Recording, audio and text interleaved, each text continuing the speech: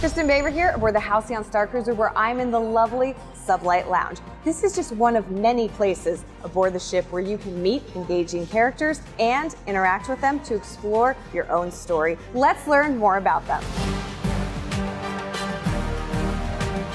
The passengers aboard this sailing are actually going on an anniversary cruise that's celebrating the 275th anniversary of the Halcyon. And when you have 275 years of history, there's a lot of really interesting things that have happened during that time. If you want to go all in on the story, definitely recommend talking to characters, engaging with the characters, and you'll really get swept away. We had such a good time creating all of these new characters for the Halcyon. Captain Kevin is the leader of our ship. She really is one of those impeccable, trustworthy, stalwart leaders. To safe travels, true adventure, and an unforgettable voyage here aboard the Starcruiser Halcyon. The cruise director, Lenka Mock. Lenka's all about the fun and knowing her destination. She's a traveler in her own right. And Lenka has a best friend droid, SK620. The two of them together actually have some deeper secrets. Oh, see, now we're friends. Now we're friends. And then you've got Sammy, the mechanic. One of the things that he's done to win over the crew is just that he's this kind of earnest, youthful presence, but also he has aspirations to be a resistance hero.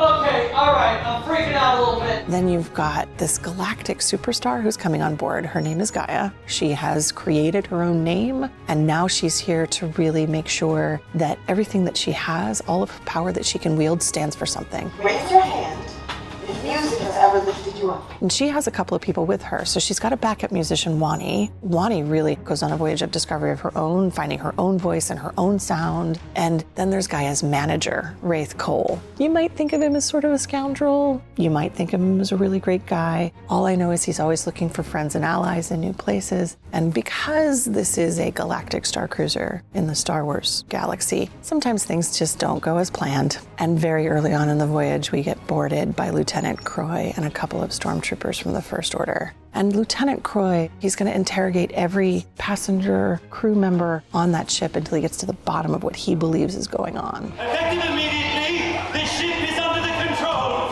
of the First Order. Now, in your cabin, if you hit your droid link, you will wind up talking to D309, our logistics droid. Good luck on your mission.